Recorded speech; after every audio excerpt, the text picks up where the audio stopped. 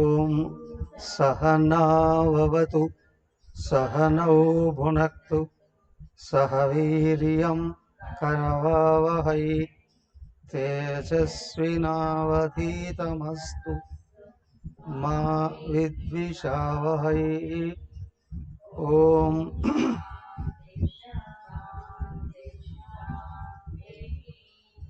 ఓం గురుర్బ్రహ్మా గురుర్విష్ణుః గురుర్దేవో మహేశ్వరః గురురేవ పరం బ్రహ్మ తస్మై శ్రీ గురవే నమః.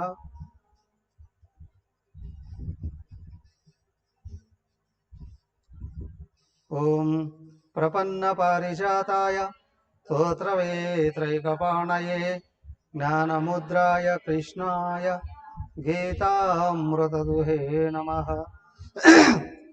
ఓం సచ్చిదానందరూపాయ విశ్వోత్పత్యాదిహేతవే తాపత్రయ వినాశాయ శ్రీకృష్ణాయ వయం నమః.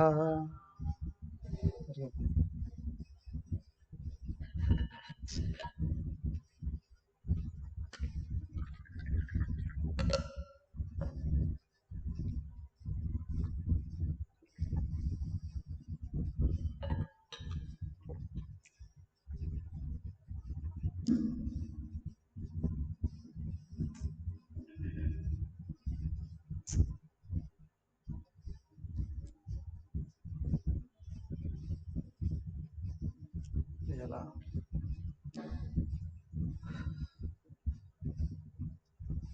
కాటన్ ఉందా? కాటన్ ఉందా? కొంచెం కాటన్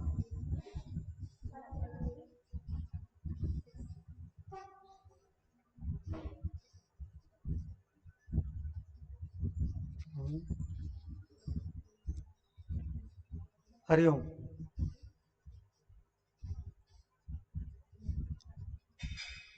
శ్రీమద్ భాగవతం దశమ స్కందం చివరికి వచ్చాం. వినిపిస్తుందా?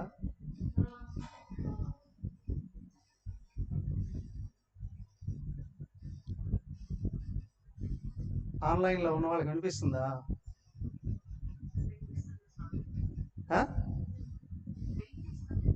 బాగా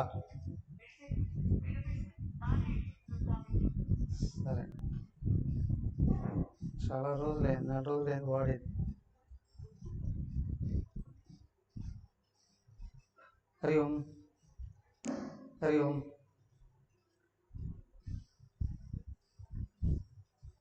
భాగవతం 12 స్కందాలు.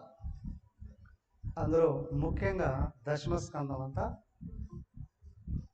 శ్రీకృష్ణ చరిత్రం. శ్రీకృష్ణుడు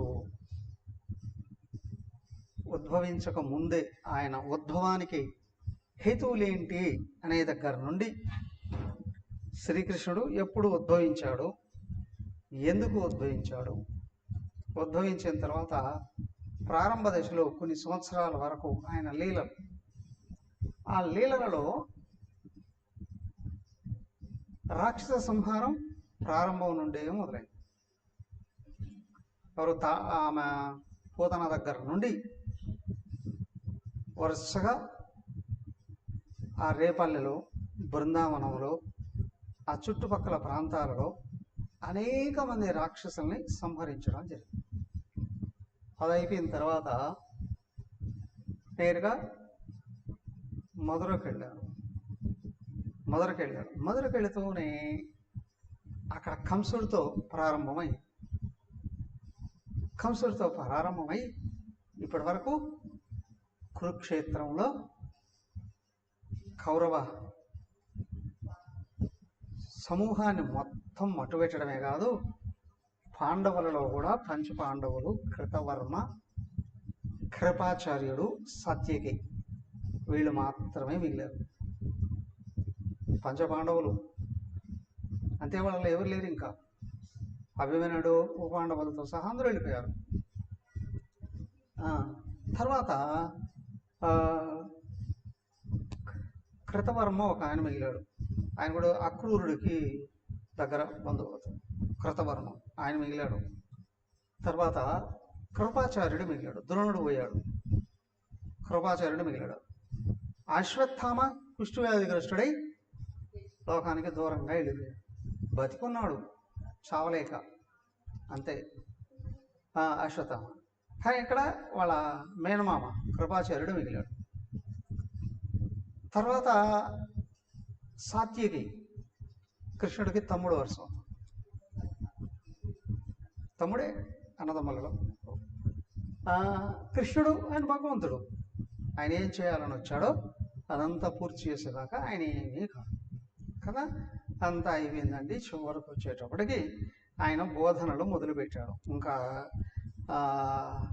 తన అవతార పరిసమాప్తి కావించబోయే సందర్భంలో వరుసగా బోధనలు చేస్తూ ఉన్నాడు. అవునా, ఎక్కడికైనా వెళుతున్నారనుకోండి, పిల్లలు ఎక్కడికైనా వెళుతుంటే తల్లిదండ్రులు వెంటబడి బోధిస్తూ ఉంటారు. అలాగే తల్లిదండ్రులు బయటకు వెళుతున్నారు అంటే వాళ్ళే అప్పుడు కూడా పిల్లలకు బోధిస్తూ ఉంటారు. అలాగే ఇక్కడ శ్రీకృష్ణ పరమాత్మ అవతార పరిసమాప్తికి ముందు వరుసగా ఆయన బోధనలు చేస్తూ అనుగ్రహిస్తూ, ఇంకా ఎవరెవరికి ముక్తి ప్రసాదించాల్సినటువంటి అవసరం ఉందో వాళ్ళందరినీ అనుగ్రహిస్తూ వస్తున్నారు. ఎవరో దశమ స్కందం పూర్తి కాబోతుంది. తర్వాత ఏకాదశి స్కందం అంతా 31 అధ్యాయాలు, అన్ని గీతలే. అందరూ గీతలు అంటే గీతలు, భగవద్గీత ఎలాగో అలాగా బోల్డ్ అన్ని ఉపదేశాలు చేశారు. 31 అధ్యాయాలు ఉపదేశాలే. అక్కడ కర్మ, భక్తి, జ్ఞాన, ధ్యాన, యోగ మార్గాలన్నింటినీ బోధించారు. 12వ స్కందం వచ్చేటప్పటికి ఆయన అవతార పరిసమాప్తి చేశారు.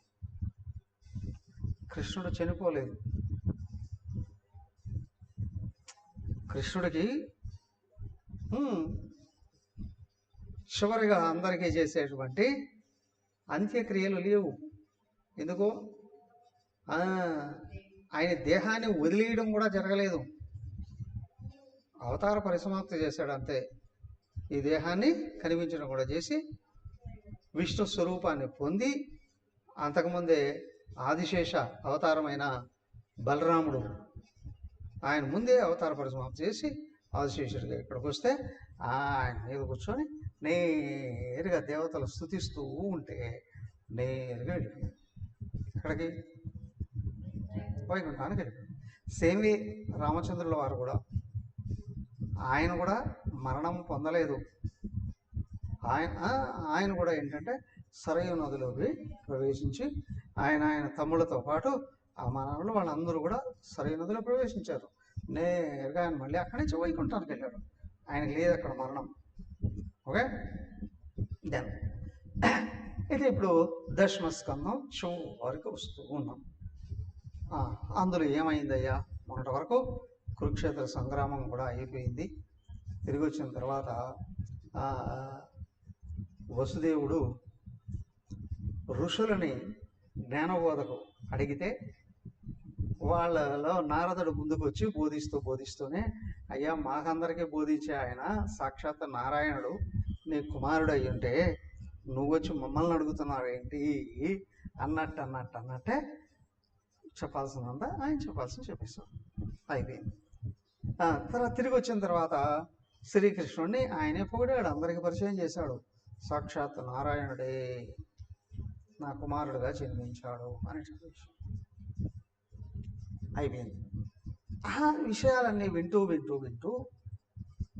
వాళ్ళ తల్లి ఎవరు? దేవకీదేవి. ఆ దేవకీదేవి ఏం చేసింది? ఇక్కడ కొడుకు అనేటువంటి భావం ఇంకా కొంచెం లోపల ఉంది. ఈయన భగవానుడు, ఆయన ద్వారా నేను ముక్తిని పొందాలి అనే భావం రాలేదు. కానీ ఈయన భగవంతుడు కదా, మన కోరికలన్నీ తీర్చగలడు కదా, కష్టాలన్నీ తొలగించగలడు కదా అని ఆమె ఏం చేసింది, అయ్యా నువ్వు భగవంతుడు అని అందరూ చెప్తూ ఉంటే వింటూ ఉన్నాము కదా, నువ్వు అలాంటి మహత్తులు చిన్నప్పటి నుంచి కూడా చూపిస్తూ ఉన్నావు, కానీ నాకు చిన్నప్పటి నుంచి చాలా వేదనతో కూడిన బాధ ఒకటి ఉంది, అది నువ్వు తొలగించాలి అని అడిగింది. ఏమిటి అది అడగమన్నాడు. అడగమంటే ఆయన ఏం చేశాడు, నేరుగా ఆమె అడిగింది, నా కొడుకులు 6 మంది చనిపోయారు కదా, వాళ్ళందరినీ ఒకసారి చూడాలని ఉంది చెప్పాడు ఆయన. 6 7 బలరాముడు కదా, 7 బలరాముడు 8 ఈయన కదా, సంకర్షణుడు అంది. అందుకే ఈయన గర్భం నుంచి రోహిణి గర్భంలోకి వెళ్ళిపోయారు, మాయాశక్తి తీసుకెళ్ళిపోయింది, గర్భాన్ని ట్రాన్స్ఫర్ చేశాడు అక్కడ. అయితే బలరాముడికి చెప్పాడు, ఇద్దరు వెళ్ళి సుతల లోకానికి వెళ్ళి అక్కడ ఉన్నటువంటి బలిచక్రవర్తి రాజు, అక్కడ బలిచక్రవర్తి అక్కడికి వెళ్ళి 6 మంది కొడుకులను తీసుకొని వచ్చి ఈమెకు అప్పచెప్తారు. అప్పచెప్తే ఆమెకి వీళ్ళు ఆ పెద్దవాళ్ళైనా చిన్నపిల్లల్లాగానే కనిపించారు. ఆమె వాళ్ళని ఒళ్ళలోకి తీసుకుంది. ఆమెకి ఏమిటి, వాళ్ళకందరికీ ఆ పిల్లలకి అప్పుడు చిన్నపిల్లలుగా భావించి పాలిచ్చింది. ఆమె జన్మ తరించిపోయింది, వేదన వెళ్ళిపోయింది. వీళ్ళకు వాళ్ళు కూడా శాపవశాత్తు పుట్టారు ఇక్కడ. వాళ్ళందరికీ కూడా పశువుల్లో ఉన్నటువంటి వాళ్ళకందరికీ శాప విముక్తి అయిపోయింది, నేరుగా స్వర్గలోకానికి వెళ్ళిపోయారు. వాళ్ళు అటు వెళ్ళిపోయారు. అయిపోయిందా? ఇక ఇప్పుడు ఏం చేయాలి? ఈయన ఇంకా కొంతమంది ఏదో ఉన్నారు తరింప చేయవలసినటువంటి వాళ్ళు ఎవరయ్యా? అదిగో చెప్తున్నాడు ఇక్కడ 86 అధ్యాయం 679 భాగవతం పుస్తకం ఉన్నవాళ్ళు చూసుకోండి.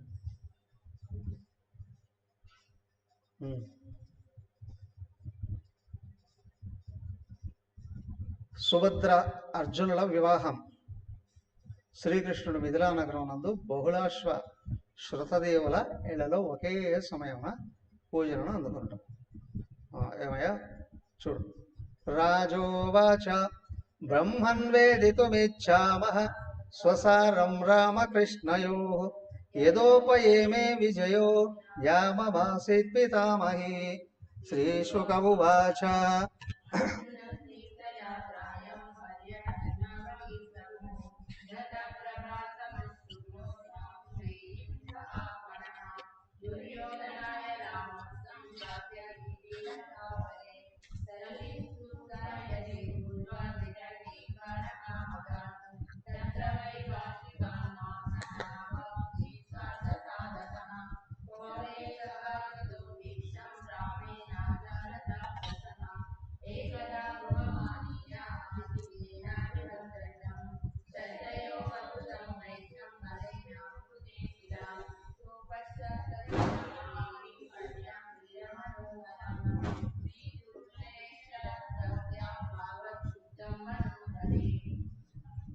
ఓకే.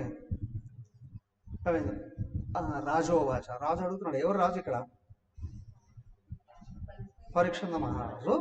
రాజు సుఖ మహర్షిని అడుగుతున్నాడు. బ్రహ్మన్, అయ్యా రామకృష్ణయో స్వసారం వేదితం ఇచ్చామే. బ్రహ్మన్, అయ్యా బ్రహ్మర్షి, రామకృష్ణుడు ఎవరు? రాముడు బలరాముడు, కృష్ణుడు వాళ్ళని గురించి, వాళ్ళ నిజస్వరూపాన్ని గురించి వేదలుచుకున్నానయ్యా, లేదా వాళ్ళ జీవితంలో ఔన్నత్యాన్ని గురించి వెళ్ళచ్చు.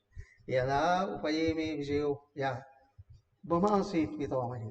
ఇంకొకటి కూడా, వీళ్ళిద్దరూ పాండవులతో ఏ విధంగా ఉన్నారు చెప్తూనే ఉన్నాడు. పైగా ఇప్పుడు మమ పితామహి, వాళ్ళ నాన్నమ్మ ఎవరు?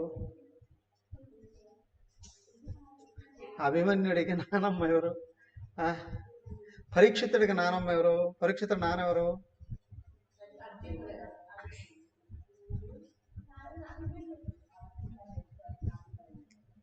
ఎవరు అడుగుతున్నారు ఇక్కడ?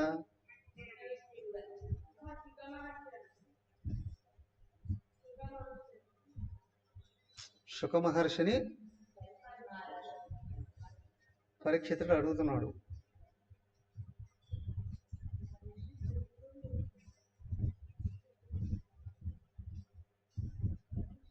పరీక్షితుడికి తల్లి ఎవరు?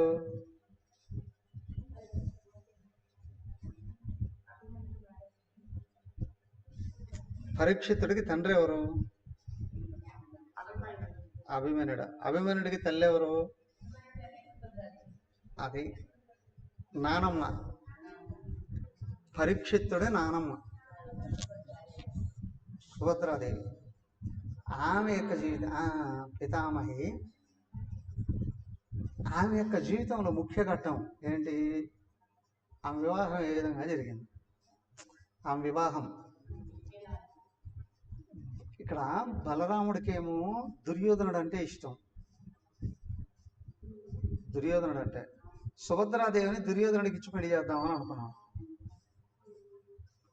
ఇది సామాన్యుల విషయంలోనే కాదు, దేవతల విషయంలో కూడా ఒక్కోసారి ఈ మమకారం అనేది ఉందే, అది పారిషియాలిటీగా మారి తన అయిన వాళ్ళను కూడా తన ఇష్టం కోసం వాళ్ళ గొంతు కోయడం అనేది అక్కడి నుంచి కూడా జరుగుతుంది.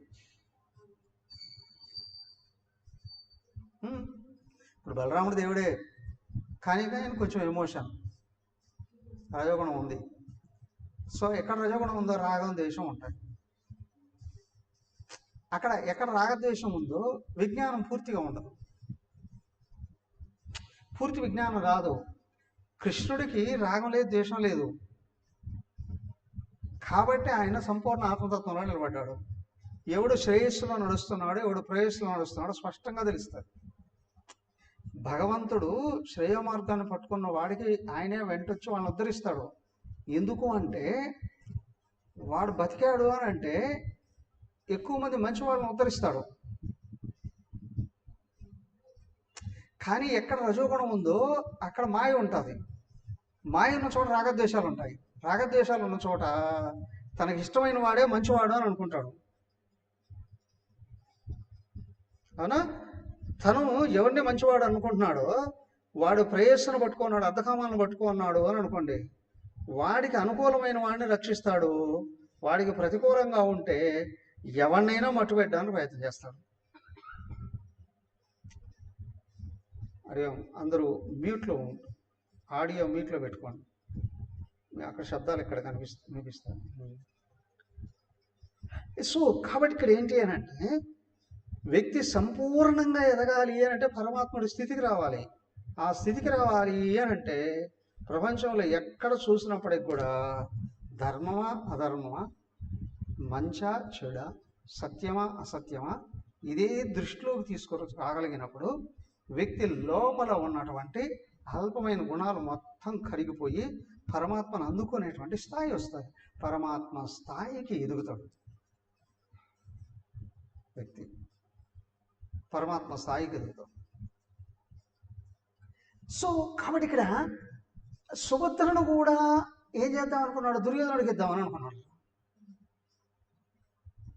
అక్కడ చూడండి, ఆ రుక్మాంగద మహారాజు కొడుకు, భీష్మకుడు కొడుకు, వాడు పెద్దవాడు, వాడు రుక్మిణీదేవి అన్న రుక్మి, వాడేమనుకున్నాడు? శిశుపాలుడికి ఇద్దాం అనుకున్నాడు. సాక్షాత్ లక్ష్మీదేవి ఆమె. శిశుపాలుడికి ఇద్దాం, వాళ్ళ నాన్న అమ్మను కూడా బెదిరించి పక్కకు దోసి పారేశాడు. వాడేమనుకున్నాడు? ఇప్పుడు దానికి ఏమవుతుందంటే జనరల్గా తన పేరు ప్రతిష్టల కోసం పిల్లల బతుకులు కూడా వాడుకోవాలి అనుకున్నటువంటి వాడు వాళ్ళకి ఇష్టాయిష్టాలని చూడ్డు, మంచి చెడులను చూడ్డు. నేనేం చేస్తే నాకు పేరు ప్రతిష్టలు వస్తాయి అనేది చూస్తాడు కదా. అక్కడ ఆ రుక్మి కూడా ఏమనుకున్నాడు? శిశుపాలుడు నా ఫ్రెండ్ కదా, వాడికి ఇచ్చేద్దాం నా చెల్లిని అనుకున్నాడు. అమ్మ నాన్న కూడా అన్నారు కృష్ణుడికే ఇద్దామా. అలాగే ఇక్కడ సుభద్రను కూడా బలరాముడు ఏమనుకున్నాడు? దుర్యోధనుడికి ఇచ్చేస్తాను. బలరాముడి ఇంట్లో పెట్టే, ఇంట్లోనే బలరాముడికి తెలియకుండానే సుభద్రను అర్జునుడికి అప్పచెప్పేసాడు, పెళ్లి చేయించేసేసాడు. ఇంట్లో బొమ్మల కొలువు అని చెప్పి ఇంట్లో తిరుగుతూ ఉన్నట్టుగానే ఏం చేశాడు, సుభద్రుడికి అర్జునుడికి ఇచ్చి పెళ్లి చేసేసి ఆయన బయటకు పంపించేసేసారు.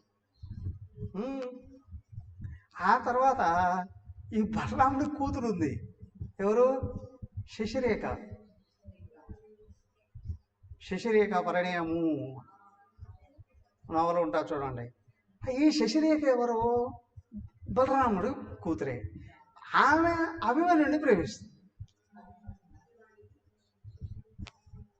అభిమన్యుడిని ప్రేమిస్తుంది. ఈయన బలరాముడు ఏమనుకుంటాడు, దుర్యోధనుడు కొడుక్కి ఇవ్వాలి అని అనుకుంటాడు. లక్ష్మణుడు దుర్యోధనుడు కొడుక్కి ఇవ్వాలి అని అనుకుంటాడు కదా. అక్కడ కూడా ఈ శశిరేఖని ఇచ్చి పంపించేసేస్తాడు డేర్గా. ఎవరు, ఘటోత్కచుడు వచ్చి, ఘటోత్కచుడు వస్తాడు, వివాహ భోజనంబు అందే అనంతా. ఘటోత్కచుడు ద్వారకకు ఆ ఘటోత్కచుడికి కృష్ణుడే ఇచ్చి పంపించేస్తాడు శశిరేఖని. అడవిలోనే వివాహం జరుగుతుంది.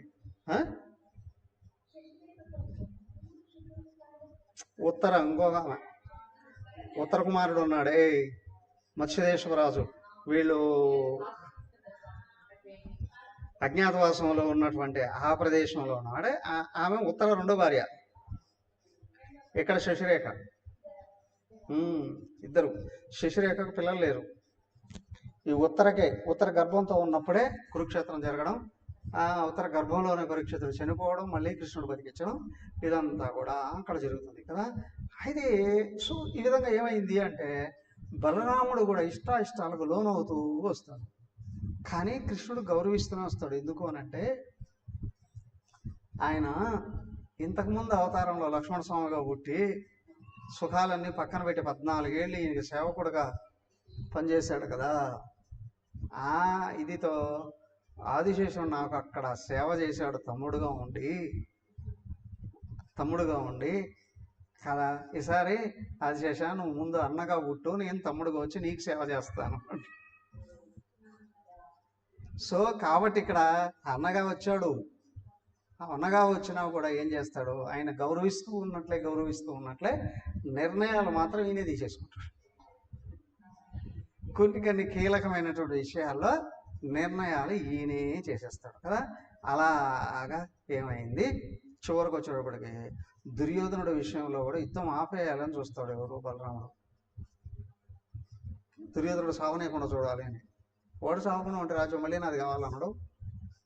చాలా ఉంటుంది అక్కడ. చివరికి వచ్చేటప్పటికి ఏది కురుక్షేత్ర సంగ్రామంలో చివరికి వచ్చేటప్పటికి చాలా రకాల న్యాయాలు జరుగుతాయి. ఎనీహౌ అంతా అయిపోయింది కదా. దుర్యోధనుడిని చంపించేస్తారు కృష్ణుడే దగ్గర నిలబడి. అయిపోయిన తర్వాత తిరిగి వచ్చేసిన తర్వాత మొత్తం అయిపోయింది. ఇప్పుడు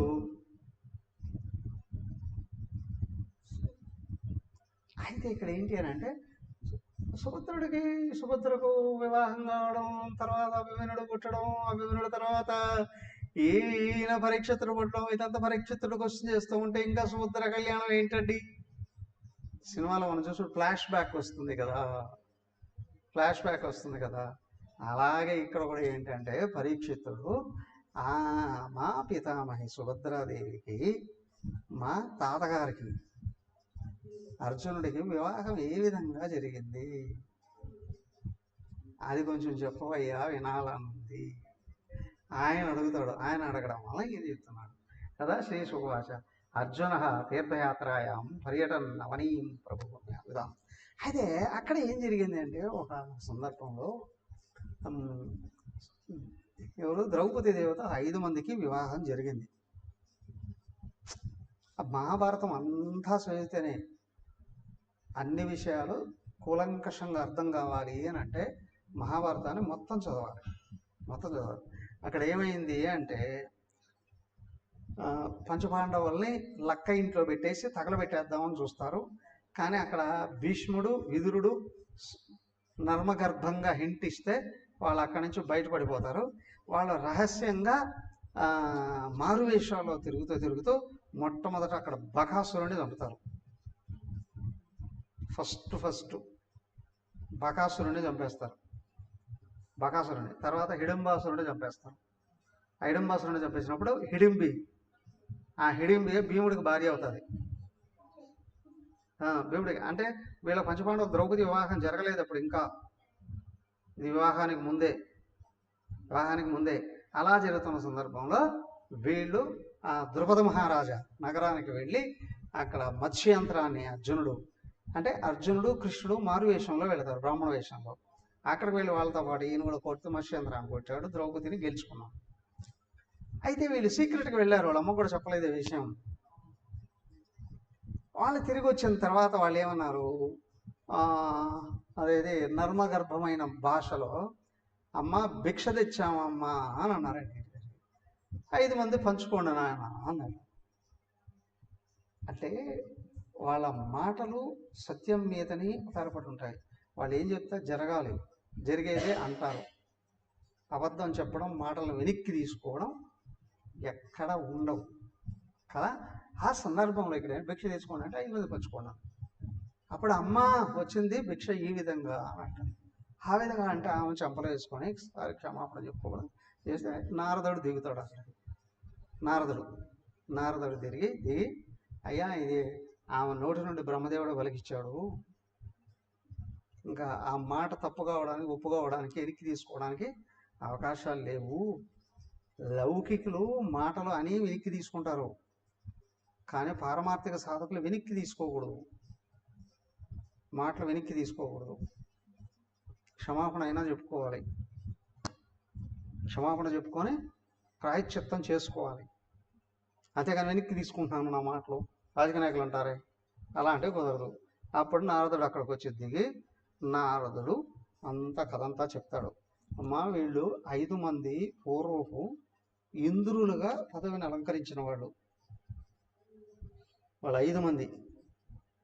ఆమె ఇంద్ర స్థానంలో ఉన్నప్పుడు ఈమె భార్యగా ఉన్నటువంటి వ్యక్తి. అందుకే ఆమె తపస్సు చేస్తూ పూర్వమే శివుడు ప్రత్యక్షమైతే నాకు పతి కావాలి, 5 సార్లు అంటుంది, తదాస్తు అంటాడు.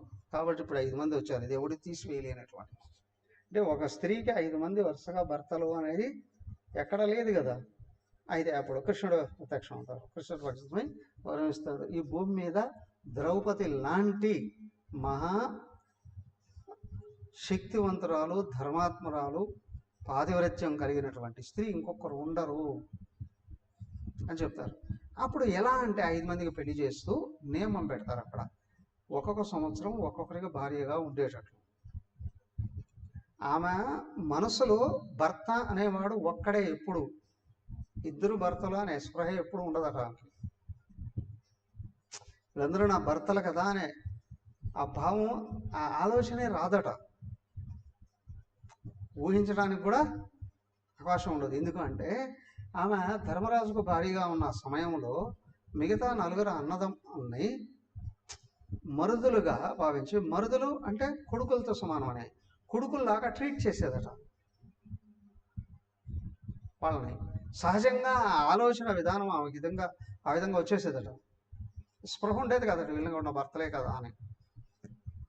అలాగే భీముడికి భార్యగా ఉంది అని అనుకోండి, ఆ ధర్మరాజుని భావాన్ని పిలిచే స్థితి, తర్వాత తండ్రిలాగా సేవించేదట. ఇచ్చిన వాళ్ళని మరుదుల్లాగా అంటే కొడుకుల్లాగా చూసుకునేదట. అలాగా ఆ మనసు మారిపోయేదట. మనసు ఎప్పుడూ కూడా అక్కడ ఈ నారదుల వారే నియమం పెడతారు. ఎందుకు అని అంటే ఆమె ఎవరికి భార్యగా ఉందో ఆ సందర్భంలో ఆయనతో మాత్రమే భార్యలాగా వ్యవహరిస్తుంది. ఆ సందర్భంలో వాళ్ళ రహస్యంగా ఉన్న, ఏకాంతంగా ఉన్న సమయంలో మిగతా వాళ్ళు ఎవరు పొరపాటుగా కూడా ఆ గదిలోకి వెళ్ళకూడదు. ఒకసారి అర్జునుడు పొరపాటుగా యుద్ధానికి వెళ్లాల్సినటువంటి సందర్భంలో వెల్లంబులా రూమ్లో ఉంటాయి, క్షణంగా అడుగు పెడతారు వాళ్ళు ధర్మరాజుతో ఆమె కలిసి ఉన్న సందర్భంలో. అప్పుడు చెప్తారు ఏంటి అంటే ఆయనకనేమో 1 సంవత్సరం పాటు కఠినమైనటువంటి జీవితాన్ని జీవిస్తూ తీర్థయాత్రలు చేసి సంవత్సరం తర్వాత ఇంటికి రావాలి అని. సంవత్సరము 12 సంవత్సరాలు ఏదో ఆ సందర్భంలోనే 12 సంవత్సరాలు ఏదో ఉన్నట్టు క్లియర్గా లేదు, ఇక్కడ మహాభారతంలో. ఆయన అప్పుడు తీర్థయాత్రలు చేస్తూ ఉన్నటువంటి సందర్భంలో ఇంకో 10 మందిని పెళ్లి చేసుకుంటాడు. 10 మందిని. అయితే ఈయన పెళ్ళిళ్ళు కావాలి అనో లేదా విషయ ఆసక్తితో చేసుకున్నాడు కాదు. మొత్తం దేశం అంతా తిరుగుతాడు తీర్థయాత్ర సందర్భంలో. తిరుగుతూ ఉన్నటువంటి సందర్భంలో ఒక్కొక్క దేశానికి వెళ్ళినప్పుడు ఆ దేశంలో ఆ రాజుల్ని రక్షించడంలో, శత్రువుల్ని మధించడంలో తిరుగుతూ ఉన్న సందర్భంలో ఏం చేస్తారంటే వాళ్ళే వాళ్ళ అమ్మాయిల్ని బలవంతంగా ఇచ్చేయడము, గౌరవించి ఇచ్చేయడము, లేదా అమ్మాయిలే ఈయన్ని కూరుకొని వచ్చేయడము. అలాంటి సందర్భాలలోనే మొత్తం దేశం మొత్తం మీద ఇంకో 10 వివాహాలు జరుగుతాయి ఆయనకి.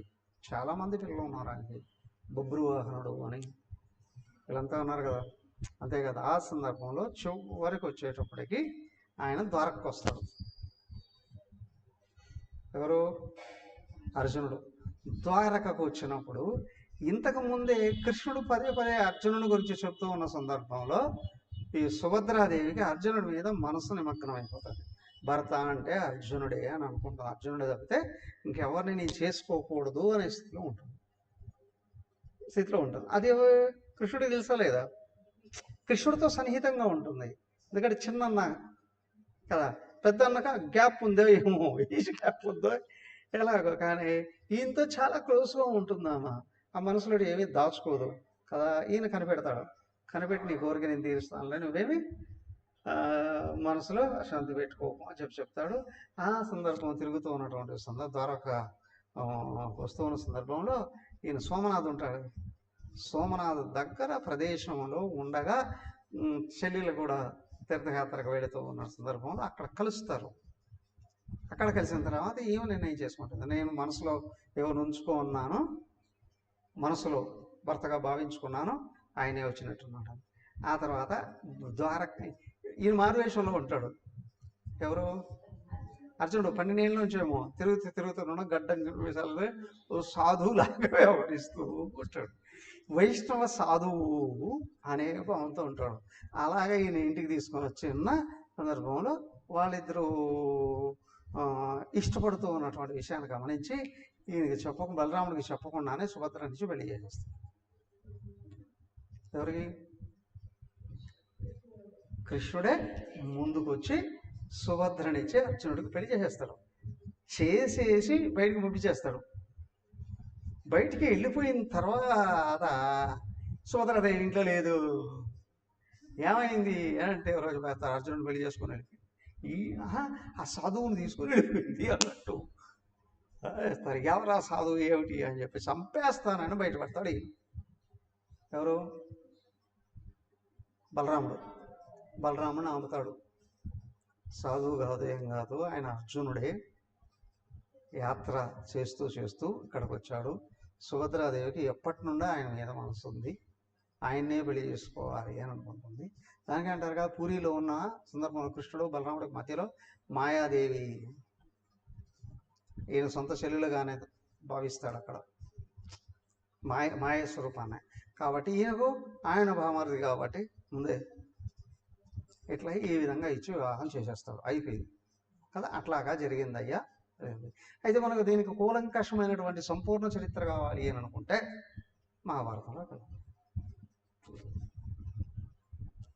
మహాభారతంలో సంపూర్ణ చరిత్ర మనకు కనిపిస్తుంది. అయితే ఇక్కడ ఏమైంది? ఈ విధంగా ఆయన వివాహం చేసుకొని ఆమె వెళ్ళిపోయిందయ్యా.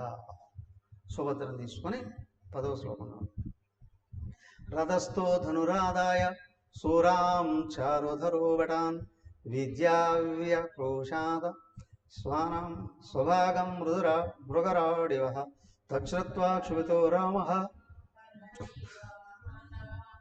గృహీతవాద కృష్ణేన సుహృద్భిశ్చాన్వశామ్యత ప్రాహిణోత్తు పారిబర్హాణి వరవధోర్ముదావలః మహాధనూరపస్ అశ్వనరయోషిత.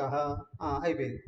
ఈ విధంగా బలరాముడికి కోపం వచ్చిన వాళ్ళని ఈయన ఎవరు శ్రీకృష్ణుడే ఆయన శాంతింపజేసి వీళ్ళని అనుగ్రహించి ఆయన వెంట మళ్ళీ కావలసినటువంటి చతురంగ బలాలతో సహా ఆయనకు దాసదాసీలను కానుకలన్నింటినీ సుభద్రతో సహా ఇచ్చి వెంటనే ఎక్కడ పంపిస్తాడు? హస్తినాపురానికి పంపించేసి వస్తాడు. అయిపోయింది. తర్వాత ఏమైంది? శ్రీకృష్ణుడు ఇప్పుడు జనకపురికి వెళ్తాడు.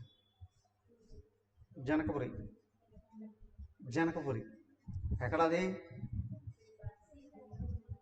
సీతాదేవి యొక్క తండ్రి గారు అవుతుంది. అప్పుడు అప్పట్లో వేరే దేశాలే లేవు, వేరే ఖండాలే లేవు.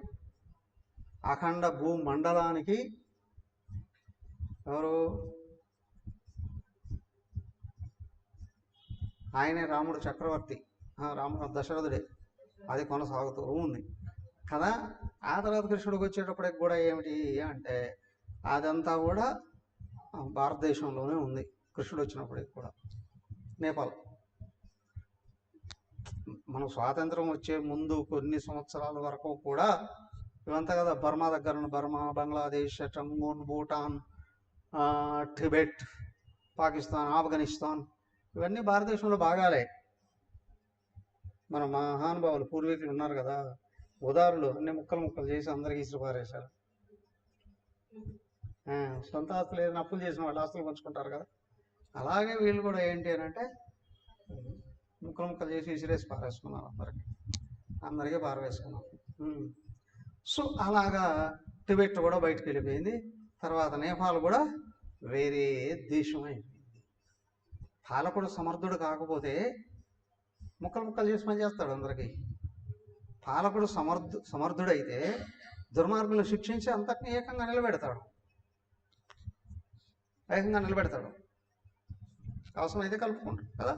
అలాగా వెళ్ళిపోయి కానీ ఇది ఏంటంటే ఈ విదేహ రాజ్యానికి అధిపతిగా ఆయన ఉన్నాడు కదా మహారాజు.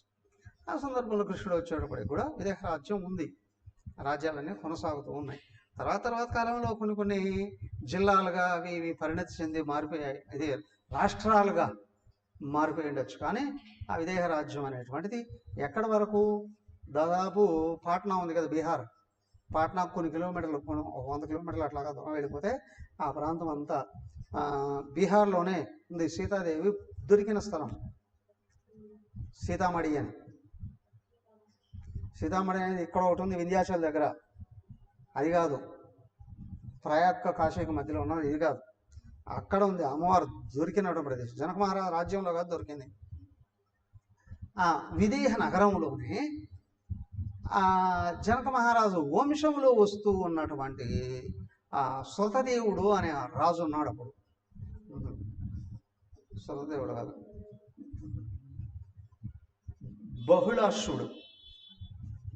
బహుళాసుడు రాజు. అలాగే శ్రీకృష్ణుడికి అంటే నారాయణుడికి భక్తుడుగా ఉన్న ఒక ఆయన శృతదేవుడు బ్రాహ్మణుడు. శృతదేవుడు బ్రాహ్మణుడు, బహుళాసుడు ఆయన దేశానికి రాజు. వీళ్ళు ఇద్దరూ కూడా నారాయణ భక్తులే. అయితే కృష్ణుడిగా అవతరించాడు కదా ఆయన, వీళ్ళిద్దరిని అనుగ్రహించాలి. ఎప్పటి నుంచో వాళ్ళు కోరుకుంటున్నారు ఈయన చూడాలి అని. నారాయణ భగవానుడే కదా వచ్చాడు కదా, ఈయన్ని చూడాలి, ఈయన ఆశీర్వాదం పొందాలి, ఆయన్ని సేవించాలి అనేటువంటి భావంతో ఎదురు చూస్తూ ఉన్నారు. ఆ విషయాన్ని అంటూ ఏం చేశాడు? ఇప్పుడు ఇదంతా యుద్ధం అంతా కూడా అయిపోయింది కదా. ఆ బలరాముడు కూడా వెళుతూ ఉన్నాడు, ఆయన మళ్ళీ తీర్థయాత్రకు వెళుతున్నాడు. ఈయన కూడా ఈ సందర్భంలో ఇట్లాగా వెళ్ళేసి వద్దాము అని అనుకున్నాడు. ఎక్కడ ద్వారక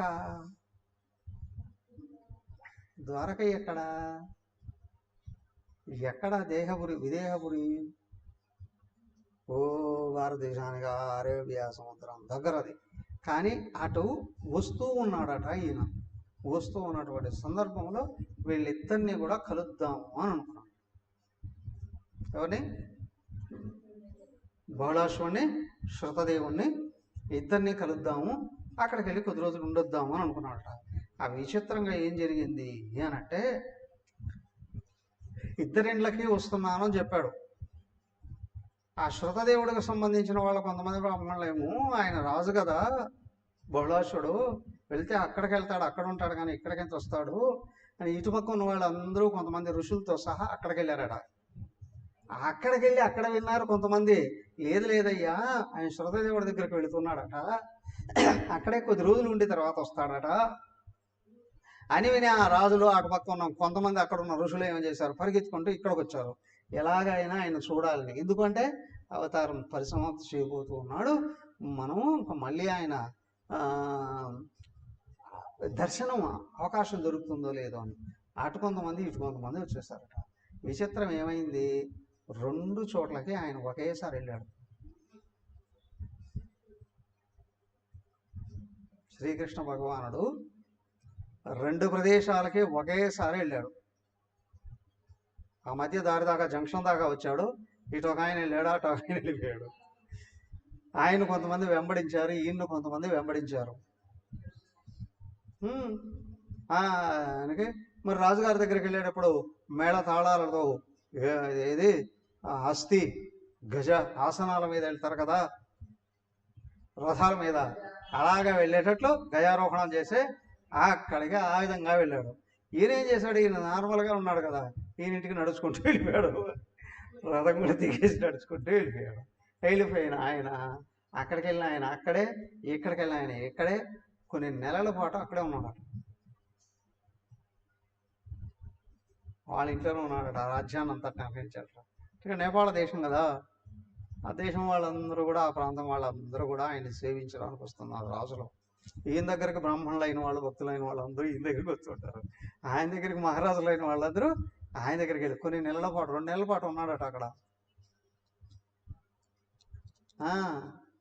ఇప్పుడు చోటుకి వెళ్ళారు, సత్సంగం, నిరంతర సత్సంగం జరుగుతుంది ఏనంటే, అవునా, దేవుడైనా భక్తుడైనా అంతకంటే ఎక్కువగా ఆనందం కలిగింది ఏముంటుంది కదా. నిరంతరం సత్సంగం జరుగుతుంది అని అంటే, కలుస్తున్నారు అంటే, కాబట్టి ఆయన దగ్గరికి ఎందుకు వెళ్తారు, ఏదో పూలమాలలు చెప్పి జై జిందాబాద్ అనడానికి వెళ్తారా కదా. అత్యంత భక్తితో కలిసి వెళ్ళేవారు. ఆడ కూర్చొని ఆర్తిగా ఆయన చూస్తూ చూస్తూ అట్లా